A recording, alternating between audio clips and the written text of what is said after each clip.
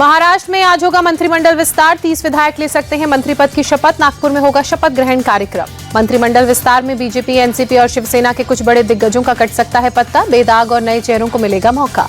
UP के संभल में आज फिर चल सकता है प्रशासन का बुलडोजर। शनिवार को कार्रवाई के दौरान प्रशासन को मिला था एक प्राचीन मंदिर और कुआं। मंदिर को ढकने के लिए बनाई गई दीवार को तोड़ा गया। मंदिर की निगरानी के लिए मंदिर के चारों ओर सीसीटीवी लगाए गए। संभल में मिले मंदिर के बारे में खुलासा। करीब 500 साल पुराना मंदिर हो सकता है, जिस पर 46 साल पहले कर लिया गया था अवैध कब्जा। संभल के डीएम राजेंद्र पेसिया ने साइट का निरीक्षण किया। कहा, प्रशासन ने रैंप और मलबा हटाने के बाद कुएं के निशान खोजे। संभल में शिव और हनुमान मंदिर में पूजा हुई। 46 साल से बंद पड़े मंदिर को कल प्रशासन ने खुलवाया। संभल के सांसद जियाउर रहमान बर्क का आरोप, प्रशासन संभल में लोगों को परेशान करने में जुटा।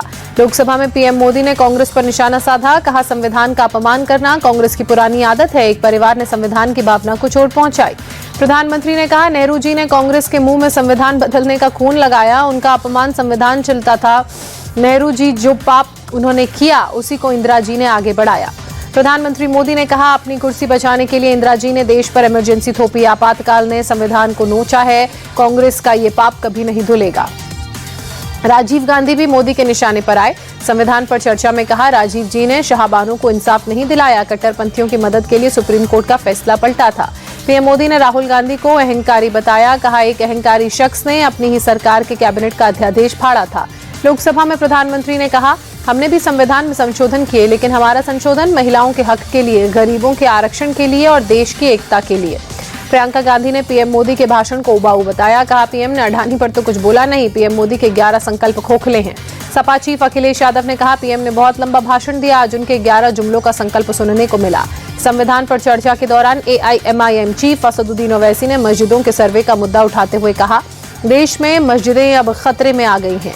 असदुद्दीन ओवैसी ने कहा, मुसलमानों को कमजोर करने की कोशिशें हो रही हैं। मुस्लिम बेटियों को हिजाब पहनने से रोका जा रहा है। गौरक्षक मॉब लिंचिंग कर रहे हैं। 16 दिसंबर को पंजाब को छोड़कर देश भर में किसान ट्रैक्टर मार्च निकालेंगे। 18 दिसंबर को पंजाब में रेल रोको आंदोलन किया जाएगा। अंबाला में शंभू बॉर्डर पर कल फिर किसानों ने पुलिस के बीच इनकी झड़प हुई। किसानों को दिल्ली जाने से रोकने के लिए पुलिस ने आंसू गैस के गोलों का इस्तेमाल किया। वाटर कैनन भी दागे गए। पुलिस के साथ हिंसक झड़प में करीब 18 किसान घायल हुए। एक किसान ने सल्फास खाकर जान देने की कोशिश की। किसान का अस्पताल में इलाज जारी। किसान नेता सरवन सिंह पंढेर के आरोप को अंबाला पुलिस ने खारिज करते हुए कहा, किसानों पर सादा पानी का छिड़काव किया गया, उसमें कोई केमिकल नहीं मिला था। शंभू बॉर्डर पर किसानों के प्रदर्शन में कांग्रेस नेता बजरंग पुनिया शामिल हुए। किसानों के साथ मिलकर सरकार के खिलाफ प्रदर्शन किया। किसान नेता सरवन सिंह पंढेर ने हरियाणा पुलिस पर जनता को गुमराह करने का आरोप लगाया। पूछा, पैदल चलने वाले 100 किसान देश के लिए खतरा कैसे पैदा कर सकते हैं। सरवन सिंह पंढेर ने देश भर के किसानों से अपील की, अपनी आवाजों को बुलंद करें तो किसानों की मांगे मानी जाएंगी। किसान नेता जगदीप सिंह डल्लेवाल का बयान। जगजीत सिंह डल्लेवाल ने कहा, किसी किसान को कुछ भी हुआ तो जिम्मेदारी पूरी तरह से मोदी सरकार की होगी।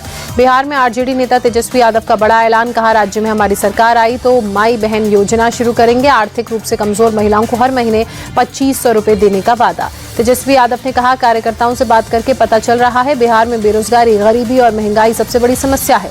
बिहार के डिप्टी सीएम विजय सिन्हा ने तंज कसते हुए कहा, गोली और गाली का विकल्प देने वाले आज विकास के वादे कर रहे हैं। महाराष्ट्र कांग्रेस प्रभारी रमेश चेन्नीथला ने नवनिर्वाचित विधायकों और चुनाव हारने वाले उम्मीदवारों के साथ बैठक बुलाई। नागपुर में 17 दिसंबर को होगी मीटिंग। महाराष्ट्र कांग्रेस चीफ नाना पटोले ने स्पष्ट किया, उन्होंने अपने पद से इस्तीफा नहीं दिया है। नेपाल के सेनाध्यक्ष ने अयोध्या का दौरा किया। परिवार समेत रामलला के दर्शन किए।